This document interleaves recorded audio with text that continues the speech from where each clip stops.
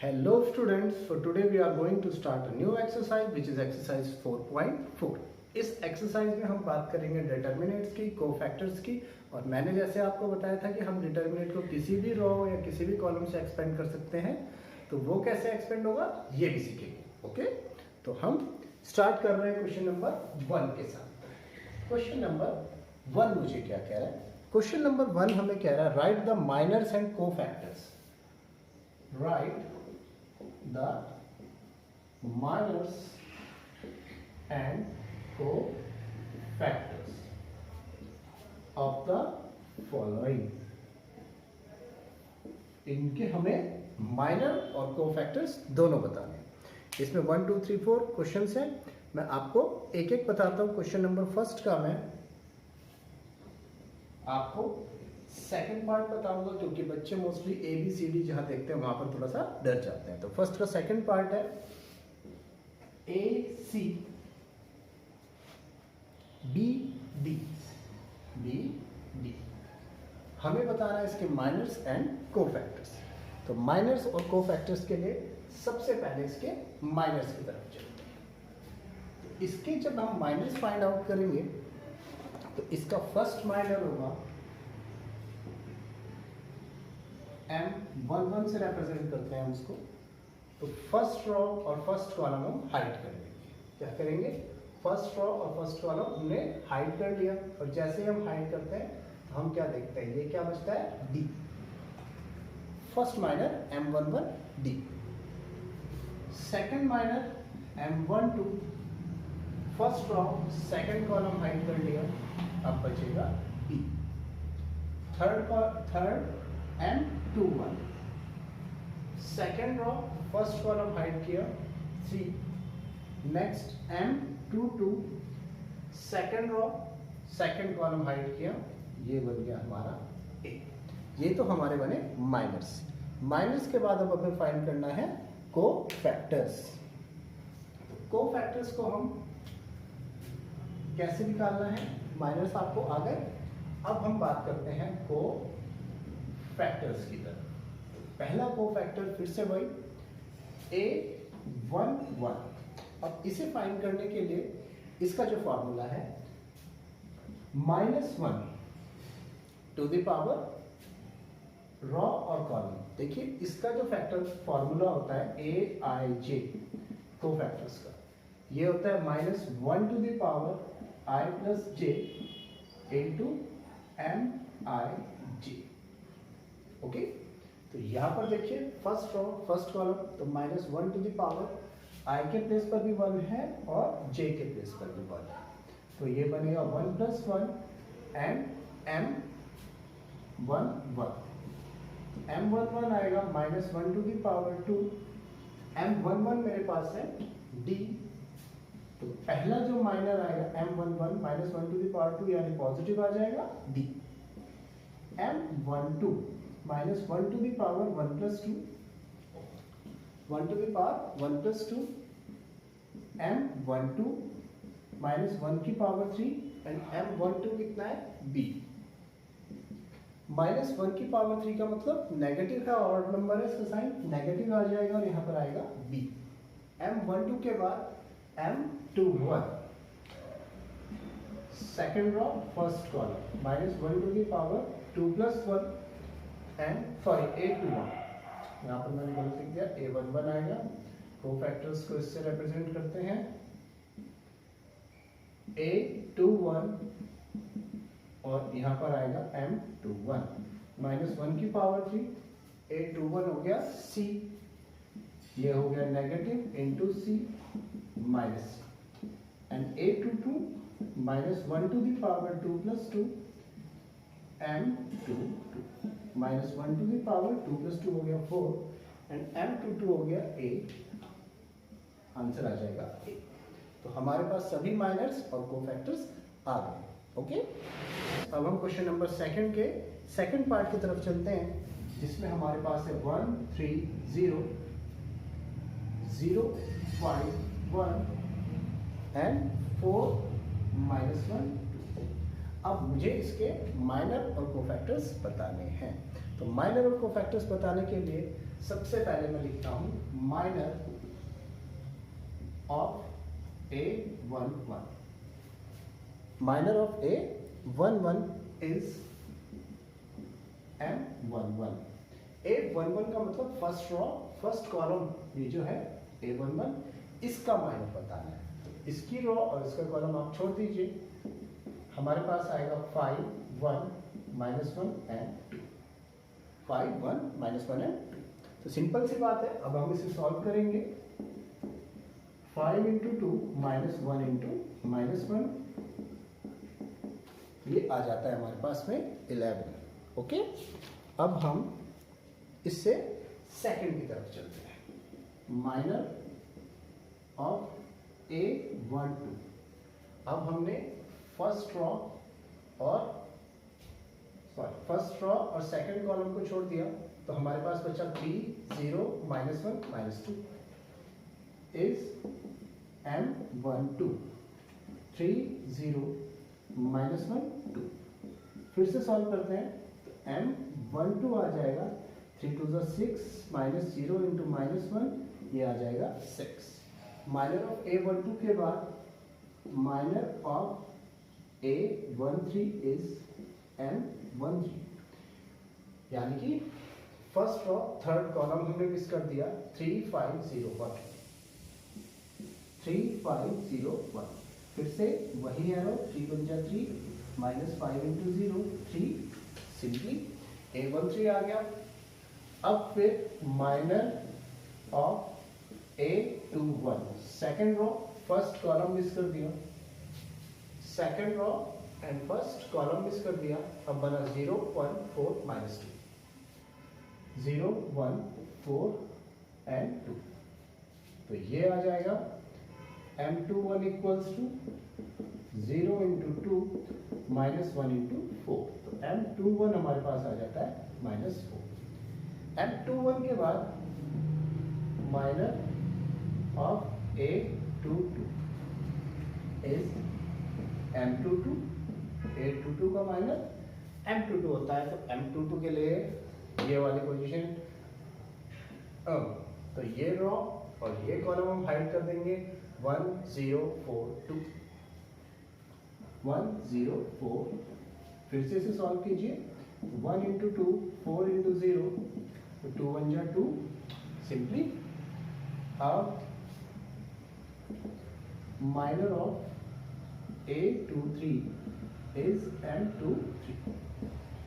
Second row third column, ये भी गया 1 0 0 1, 1 0 0 1। आप इसे सॉल्व करेंगे तो देखिए 1 इंटू 1 -0 इंटू 0, ये आ गया 1। 8 2 3 के बाद minor of A31 M31। Third row first column छोड़ दिया, 3 0 5 1, 3 0 5 1। जब हम इसे सॉल्व करते हैं 3 इंटू 1 5 इंटू 0, ये आ जाएगा 3। A31 के बाद अब आगे बढ़ते हैं, minor of A32 is M32, और M32 मतलब थर्ड रो सेकेंड कॉलम छोड़ दिया, 1 3 4 -1, 1 3 4 -1। जब हम इसे सॉल्व करेंगे 1 इंटू -1 4 इंटू 3, नेगेटिव का 8 आ जाता है। लास्ट माइनर की तरफ चलते हैं, minor of A33 is M33। अब हम third row and third column छोड़ देते हैं, 1 3 0 5।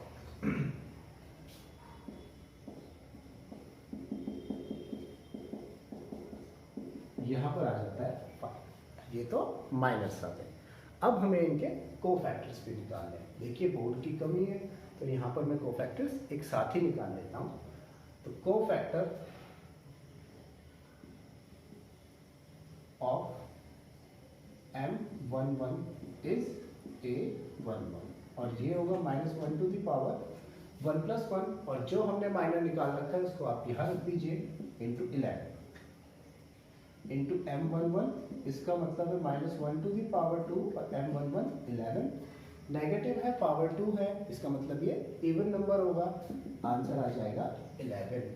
अब हमें माइनर निकालना है cofactor of m12, cofactor of m12, इसको लिखेंगे a12 -1 to the power 1 plus 2 into m12 -1 की पावर 3 हो जाएगी, जो कि एक ऑड साइन है, तो नेगेटिव, और m12 हम पहले निकाल चुके हैं -6। इसी तरीके से माइनर ऑफ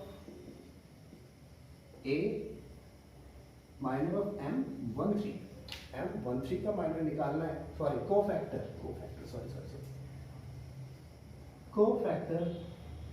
ऑफ m13, ये आएगा -1 to the power 1 plus 3 into 1 plus 3 -1 to the power 4, और ये आ जाएगा हमारा पूरा 3। जैसे हमने ये माइनस निकाले हैं ऐसे ही यहाँ और यहाँ भी माइनस निकाल सकते हैं। ओके, कुछ नहीं है, आप कर सकते हैं इजीली, टाइम कंज्यूमिंग है लेकिन है इजी। ठीक है, अब हम क्वेश्चन नंबर 3 की तरफ मूव करते हैं। क्वेश्चन नंबर 3 में देखिए, using the cofactor of the elements of second row, using the cofactors of the elements of second row, बार हमें किसके कोफैक्टर्स निकालने हैं, सेकंड रो के कोफैक्टर्स निकालने हैं, एंड इवैल्यूएट, क्या इवैल्यूएट करना है मुझे, डेल्टा इक्वल्स टू 5 3 8 2 0 1 एंड 1 2। मुझको सेकंड रो के कोफैक्टर्स को यूज करना है, इसको और इसको, और क्या करना है, इसको इवैल्यूएट करना है। तो देखिए बहुत ही आसान है, कैसे होगा, सेकंड रो का पहला एलिमेंट a21, सेकंड रो का पहला एलिमेंट, इसके साथ में हम इसका कोफैक्टर लेंगे a21। ठीक है, अब सेकंड रो का दूसरा एलिमेंट a22, इसके साथ में इसका कोफैक्टर भी लिखूंगा। ठीक है, अब हम सेकंड रो के तीसरे एलिमेंट की तरफ जाएंगे, इसके साथ में मैं इसका भी कोफैक्टर लिखता हूं। अब मैं इन कोफैक्टर्स को सेपरेटली निकालूंगा, a21 -1 to the power 2 plus 1, second row and first column, जब हमने ये हटाया, second row and first column हमने हटाया, तो बचता है 3 2 8 3, 3 2 8 3। सॉल्व कीजिए, -1 टू दी पावर 3, 3 3 ज़ा 9, 8 2 ज़ा 16, नेगेटिव है पावर है 3, इसका मतलब नेगेटिव साइन, और यहाँ पर आ जाएगा माइनस का 7, तो यहाँ पर आएगा +7। ठीक है, अब a21 के बाद हम a22 की तरफ चलते हैं, जो -1 की power 2 plus 2, second row second column minus किया, तो 5 1 8 3, 5 1 8 3, -1 2 प्लस 2 होगा 4, 5 3 ज़ा 15, 8 1 ज़ा 8, नेगेटिव है लेकिन पावर इवन है, साइन पॉजिटिव आ जाएगा, और यहाँ पर आएगा 9, सॉरी यहाँ पर आएगा 7।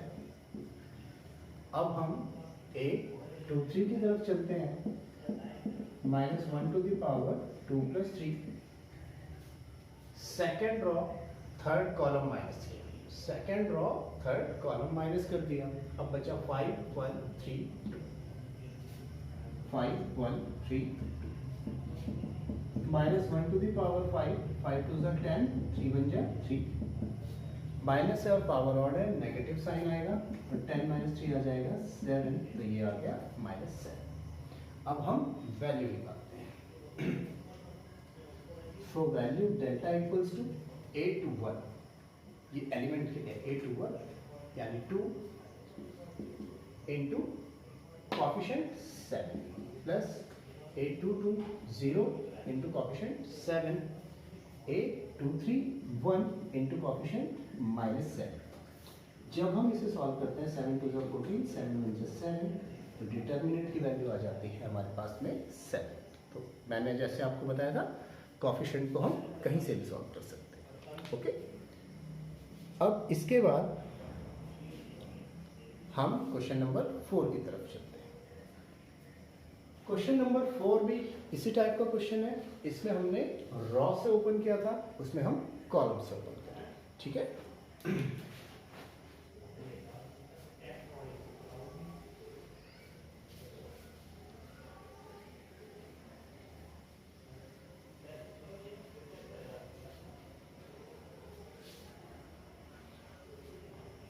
ये हमें क्या कह रहा है, ये कह रहा है कि using the cofactors of the elements of third column. Question number 4 कह रहा है using the cofactors of the element of third column. Third column के एलिमेंट्स का यूज करना है और हमें इवैल्यूएट करना है। क्या इवैल्यूएट करना है? हमारे पास जो मैट्रिक्स दिया है वो है 1 1 1 x y z y z z x and x y। इसे हमें इवैल्यूएट करना। तो सीधी सी बात है, अगर हम कॉलम के थ्रू जाएंगे तो कॉलम के ही थ्रू चलते हैं, इजीली भी हो जाएगा, कोई प्रॉब्लम नहीं है। तो हम सबसे पहले कॉलम के जो नंबर्स हैं उन्हें लिखना शुरू करें। तो देखिए फर्स्ट पोजीशन है ये वाला A13, first raw third column. दूसरा कोएफिशिएंट A23, तीसरा कोएफिशिएंट A33। इनके साथ में आएंगे इनके कोफैक्टर्स। इनके कोफैक्टर्स हैं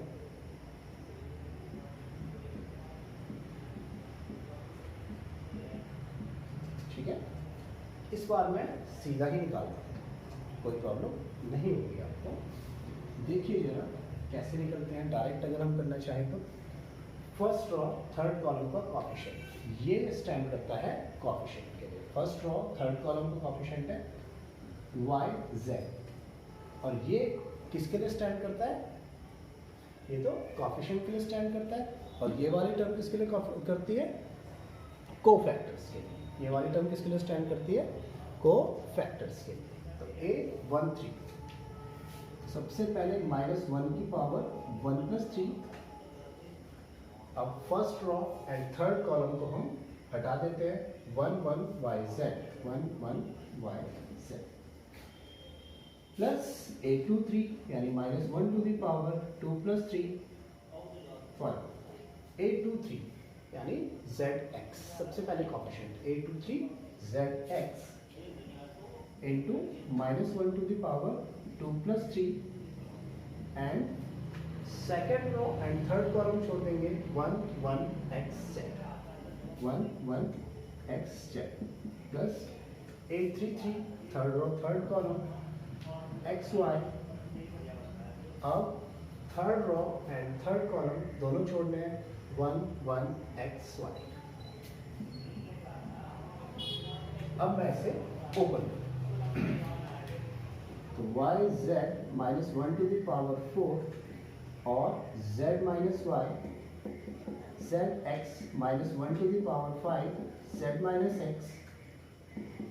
यहाँ पर मैंने नेगेटिव पावर का होने लगा है -1 to the power 3 + 3 तो plus -XY -1 to the power 6 Y - X। Y Z power even है, साइन पॉजिटिव आएगा और 1 को मल्टीप्लाई करेंगे तो वही आ जाएगा जेड एक्स, पावर ऑड है, साइन नेगेटिव आएगा, Z minus X X Y, power 6 positive है तो 1 आएगा वाई माइनस एक्स। अब Y Z square minus Y square Z plus into minus minus Z square X minus और minus plus Z X square plus X Y square minus X square Y. अब हम इसको चाहे तो आगे भी solve कर सकते हैं या फिर इतना भी छोड़ सकते हैं। वैसे ही आगे सॉल्व हो जाएगा स्टूडेंट्स, अगर आप सॉल्व करना चाहते हैं तो चलिए सॉल्व करते हैं इसको। ओके, तो सॉल्व करने के लिए हम क्या करते हैं, इन दोनों से माइनस का वाई जेड कॉमन ले लेते हैं। इन दोनों से माइनस का वाई जेड कॉमन ले लिया तो यहाँ पर बचेगा वाई माइनस जेड। इन दोनों से प्लस का एक्स कॉमन लेते हैं तो यहाँ पर बचेगा Y square minus Z square. और इन दोनों से मैंने माइनस का एक्स स्क्वायर कॉमन लिया, जैसे ही माइनस का एक्स स्क्वायर कॉमन लेंगे अंदर का साइन चेंज, यानी कि वाई माइनस जेड। अब देखिए तीनों से मैं y माइनस जेड कॉमन ले लेता हूँ बाहर। तो जब मैं तीनों से y माइनस जेड कॉमन लूंगा तो देखिए नेगेटिव 1 प्लस एक्स और यहाँ पर Y square minus Z square था तो क्या बचेगा y प्लस जेड और यहाँ पर बच जाएगा एक्स स्क्वायर। ओके, सॉरी यहाँ पर 1 नहीं बचेगा, यहाँ पर बचेगा नेगेटिव का वाई जेड, यहाँ पर बचेगा नेगेटिव का वाई जेड और यहाँ पर ये बच जाएगा। अब y minus Z minus Y Z X into Y X Y plus X Z minus X square. अब हमारे पास ये टर्म्स बचती है। अब इन टर्म्स में भी मैं क्या करता हूँ, देखिए जरा, ये जो एक्स जेड है और वाई जेड है इनसे जेड कॉमन ले लेते हैं तो ये बचेगा एक्स माइनस वाई और इन दोनों से मैं माइनस का x कॉमन ले लेता हूँ तो ये भी बचेगा x माइनस वाई। तो हमारे पास बचेगा y minus Z, Z minus X and x minus Y. तो इतना भी कर सकते हैं, यहाँ पर भी छोड़ सकते हैं, जैसा आप चाहें वैसा कर सकते हैं। अब इसके बाद लास्ट क्वेश्चन की तरफ चलते हैं विच इज क्वेश्चन नंबर 5।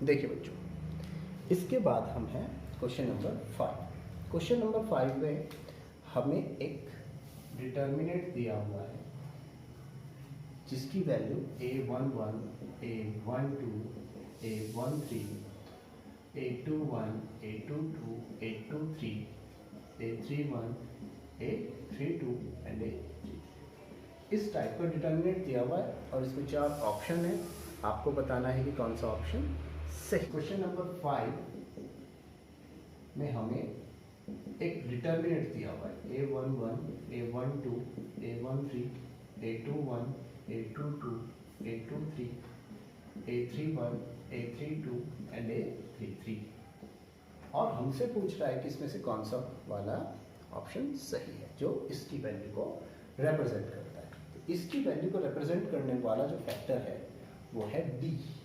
इसका आंसर है डी। क्यों? क्योंकि यहाँ देखिए डी वाले ऑप्शन में हमें क्या दिया हुआ है, a11 कोफिशिएंट उसके साथ का ही कोफैक्टर प्लस कोफिशिएंट उसके साथ का ही कोफैक्टर प्लस कोफिशिएंट उसके साथ का ही कोफैक्टर। ठीक है, तो यहाँ पर आप अगर चेक करना चाहें तो a11 ये है, a21 ये है, a31 ये है, यानी फर्स्ट कॉलम के अबाउट हमने इस डिटर्मिनेंट को एक्सपेंड किया।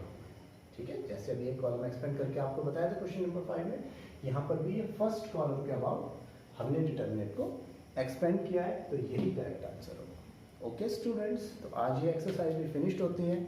बहुत ही कम स्टूडेंट कंटिन्यूसली वीडियो देख रहे हैं, प्लीज़ अच्छे से वीडियो देखिए और अपना वर्क कीजिए। Thank you.